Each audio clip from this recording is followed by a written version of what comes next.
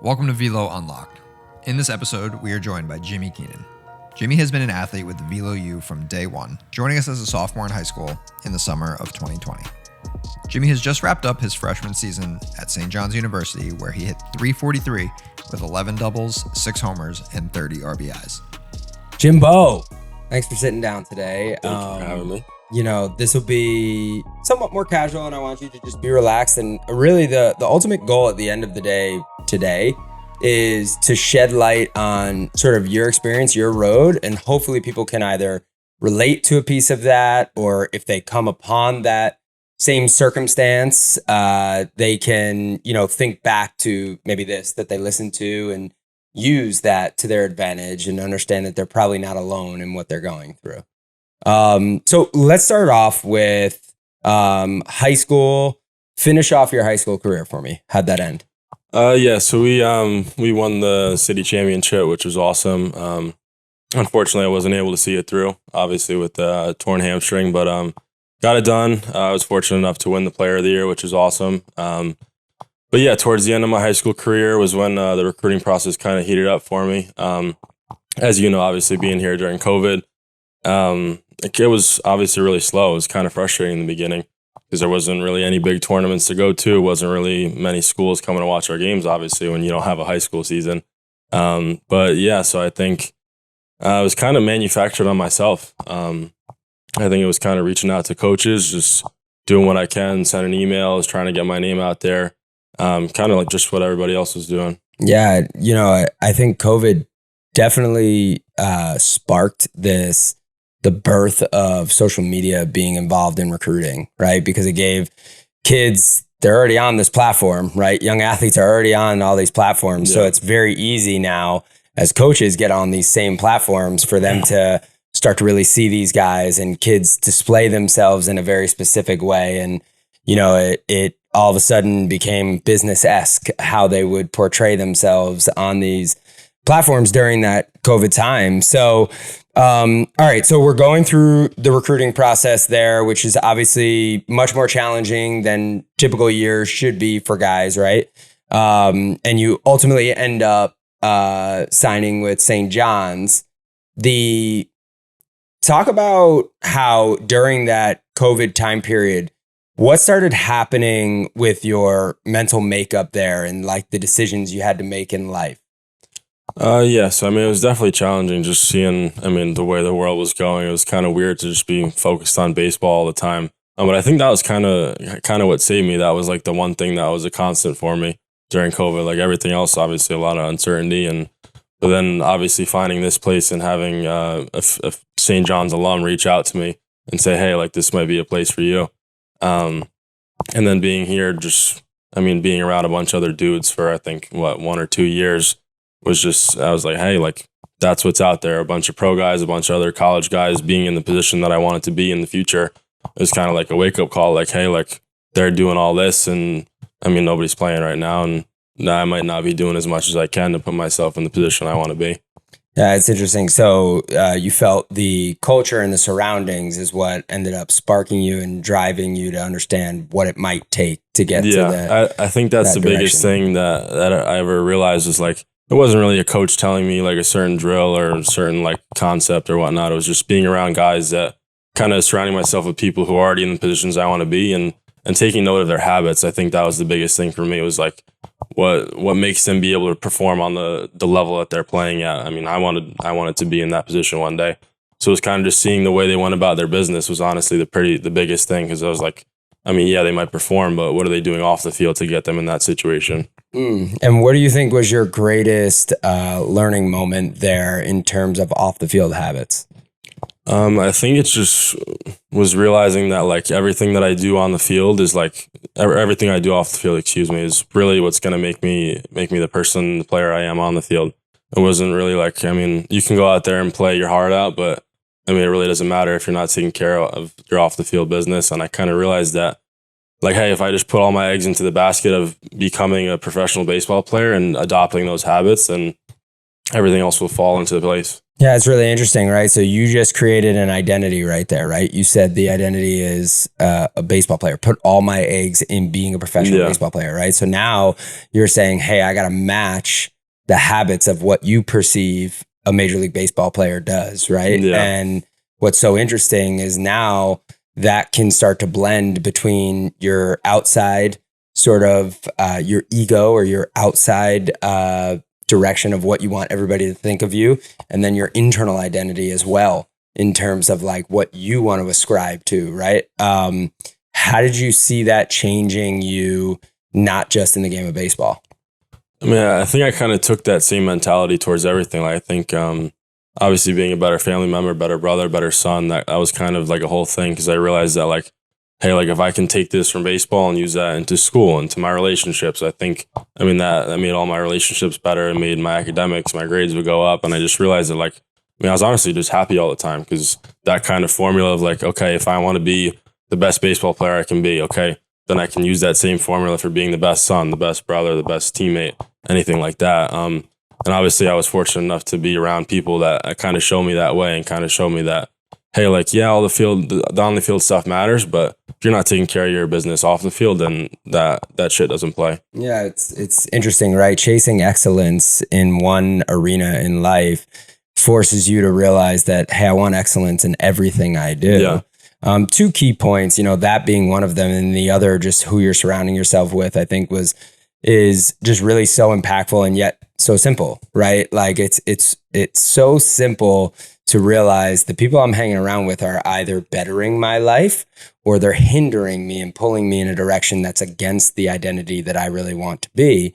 And making those choices to make that shift either away or towards some of these people can be so pivotal in your life. So how then, obviously, yes, you said I was happy all the time, right? And I'm experiencing all these wins all over the place, but obviously there's failures built into those. And how does that play into that sort of model? I think I just trusted the fact that if I take care of my habits every day, that eventually everything will come full circle. So trusting the process then of what you're setting out to do long term. Yeah, it is kind of cliche, but I always felt that like if I wasn't doing well on the field, if something was going wrong in my life, I would just go back, okay, like there's a reason for this. It's not just happening, but it's not anybody else's fault but my own. There's something in my life that I'm doing that I need to take care of, and kind of just like look at myself in the mirror every morning and be like, hey, am I really getting out of everything that I can be in a day? Very interesting. It's a very hard thing to do, especially at a young age. Yeah, and trying to be consistent with it is even harder, probably. Yeah, well, I mean, listen, we've said this time and time again. That's the hardest thing in life, right? Is to be consistent. We'd all be phenomenal if we could just set a plan and be consistent at that plan, right? So now we're making it through high school. We end high school, right? I remember back to your training time period, really in that like last year before you were heading off to school, right? We had the hamstring injury. Yeah. So we were spending a lot of time working on that. But this mentality now that you have, right? You're around all these people.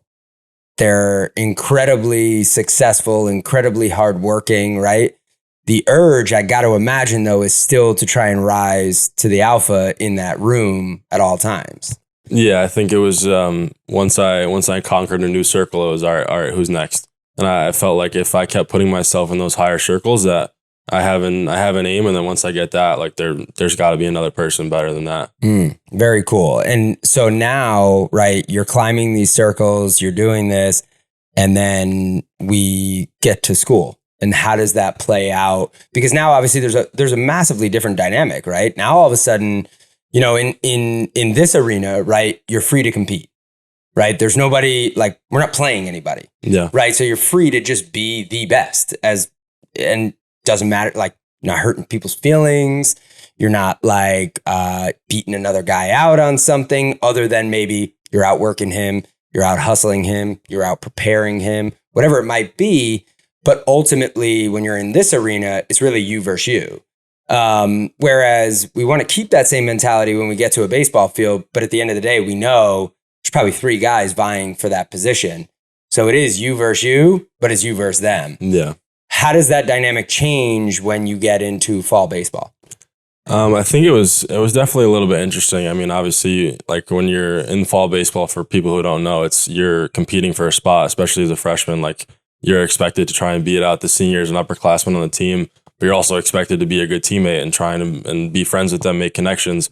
So it was definitely an interesting learning curve. But I think the best thing I was ever told was you want the best for the guy next to you, especially even if he's in your own position, but you just want better for yourself. You're always gonna work harder. You're gonna help him out at whatever you can do, but for yourself, you always put yourself first. Yeah, I know personally for me, I always found this dynamic really tough. I love my teammates. Some of the guys that I played in college with were in my wedding, best friends for life, right? But what I found is the best friends that I had there were some of the guys I was constantly competing against, right? Because you have this sort of unspoken respect, right? If you laid down and just gave up, that respect level is dissipated heavily. Yeah. Whereas like, I think it's incredibly dynamic, especially as a freshman, to try and navigate, when am I supposed to flex? When am I supposed to allow sort of this beast to come out or my competitive edge to come out? And there's probably very intricate times that you can and can't do that, where you're supposed to have this sort of unwavering respect for those above you when you first walk in. So, you know, the dynamic there, I think, is challenging in the sense that, you know, yes, you want the best for the guy next to you, right? But ultimately, I think what's really powerful about the statement you said is if you want the best for yourself, that means you're going to give the most effort humanly possible against that guy. And here's the thing about a team that's run very well, has great leadership, has great respect for each guy. That guy is going to get better because he's going 100%. To try and catch you or stay above you, or he's going to fade. And now you just cut out a very weak link. And I think that's incredibly powerful, but often difficult to navigate from a relationship standpoint. Yeah. I think that was definitely one of the things that was probably the toughest for me. I mean, our catching core at St. John's is definitely a tight-knit group. First couple weeks in being there was a little bit, I was on my toes a little bit, didn't want to step on anybody's feet. But then they kind of just welcomed me in, and it was kind of like, hey, like, you're going to get better, I'm going to get better, and we're just going to see who's the top dog at the end of the day, because if I'm going to push you to your extent and you're going to push me to our extent, then we're getting the most out of each other. And then ultimately, if you have 9 positions doing that, competing for a spot, you're going to put the best 9 guys out there, and then the guys on the bench are going to be ready to fill in whenever they can to the best of their ability. Yeah, 100%. And that's obviously the most ideal world, but let's talk about reality too for a moment, right? So like, here you are, you're coming from an arena where, you know, arguably it's obvious, right? You're one of the top dogs coming out that year, especially able to compete against the guys that are in college, guys that are in pro baseball, right? Comparatively right next to them. Now you go into a situation where you're not top dog anymore. And now we're out of the fall season, right? You get to show off a lot of what you can do throughout a winter, right? And earn even probably more respect from a lot of guys. But now we get into a spring season and you're not playing right away. Yeah. How does that dynamic work mentally? And how are you able to sustain sort of that alpha fight throughout these time periods where you're just sitting there and you're like, I know I can perform? Yeah, I think it was my first reaction to it was, if I'm not on the field, then the coach thinks that I'm not what is needed to win a game. And I think that, and whether or not that was true or not, it didn't really matter much to me, because I realized that their job is to win. And if I'm not on the field, then they don't think that I'm going to be able to put themselves in the best chance to win. So I think it was just like I said before, the only thing that matters then is my habits. What can I be doing off the field that will make me get in the lineup? Because at the end of the day, like their jobs is to win. And if I'm not on the field, that means that they don't think that I can help win games. So that just means I have to go back to my habits and continue to make myself better. Yeah. And I mean, listen, I love your answer. Right. And obviously we've had conversations about this, and that's a phenomenal answer and an unbelievable mindset. But the reality is we know that bounces in and out. Right. And, ultimately at the end of the day, that may have been the choices you made, but I'm sure there was moments where you had the mindset of like, how the fuck am I not playing? Like, what is going on right now? Especially if at certain points, the guy ahead of you just wasn't performing, or, you know, even if he was performing, you thought, hey, there's moments here where I thought I could have done better, right? Everybody's going to have those. Those are supernatural, right? And almost necessary to have that sort of bravado and that ego. If you didn't have that, you're probably not vying to be an alpha, right? So how do you manage that sort of like bounce back? Like, what are the things that told you like, hey, like, yes, I have these thoughts, I can recognize these thoughts, but like, I gotta get back to what I know makes me great? Yeah, I think it was just realizing that, like, whether it's this year, whether it's next year, then in the years to come, that I'm going to get an opportunity no matter what. That once that opportunity comes, then it's in nobody's hands but my own. And I was just thinking that, hey, like, I have to be ready when my number's called, because especially not seeing at bats or not being on the field, like, you can kind of get in this rut where, okay, if I'm not seeing a live pitch or anything, you're not used to the flow of the game. And I think it was just like me keeping me on my toes, saying like, hey, like, I know I'm going to get my opportunity. And if I'm not ready when my number's called, then that might be the only opportunity that I'll get all year. So I have to make sure that I'm 110% ready for that when that comes. So what I heard too in there is you ended up controlling a lot of what you could control only, right? Which was your mindset and your approach to day in and day out, really, right? Because like ultimately at the end of the day, the greatest point you just made was like, if I'm not ready for that opportunity, then who can you fault? That you got it. It was right there. Oh, do you want another? You want another? You want another? Because I know personally, I'll get a lot of those phone calls. I'll get a lot of the, well, I only had 3 innings of an opportunity to pitch really this year. I only got, 30 at bats or 25 at bats. And like, how hard it is to show that. And I think knee jerkly, sometimes for myself, I want to empathize with the individual or maybe even sympathize with them. And I'm like, yeah, it's rough first year, blah, blah, blah. But I think I'm just, I guess like as default, going back to even how poor my mentality was when I was in that age bracket and I was, not nearly as mature as you guys are emotionally. And that was my reaction. My reaction was like, here I am. I'm only getting a few innings of an opportunity during, the actual spring season. So why am I going to focus this hard? What is the point to this? Because there's a lot of guys that go in and they get told flat out, listen, there's going to be minimal opportunity for you this year. And they just sort of coast. So, you coming out of that, obviously you had massive success in the opportunities you had. What is that sensation like? It was definitely awesome. I think it was just, there were definitely times where I wasn't playing, where it was definitely going to get frustrating. And those doubts definitely crept in. But after, just kind of staying the course, it was really cool to see what I was able to do. It was just, obviously I really haven't accomplished anything in my life just yet. So, I think that, honestly, I think that success was, it's cool and all, but what's next? It's really, I didn't accomplish much. So. Yeah, it's a good mindset too, as well, right? It's just the next layer that we need to crest to, and this sort of mystique of not wanting to celebrate some of these successes. I can definitely appreciate those, because it's often the sensation of feeling complacent when we experience the joy of success, right? Or we embellish it and allow it to travel into our habits throughout the rest of the year or month or whatever. Okay, so now looking forward, right? How does this transition coming into the next year? Is there anything that changes? Is there anything that, now you take in with your mindset of like, hey, listen, I want to approach something a little differently? Anything like that?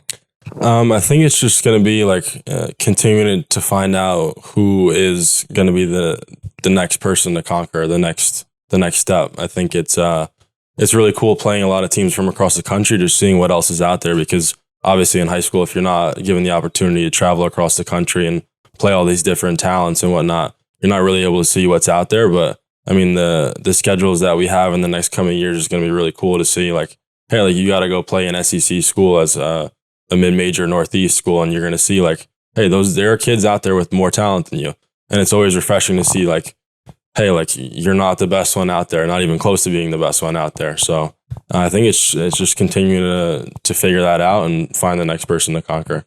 Yeah, I think selfishly as well, I'm going to make this statement. The thing that intrigues me the most about the game of baseball is on that given day, you don't necessarily have to be the most talented.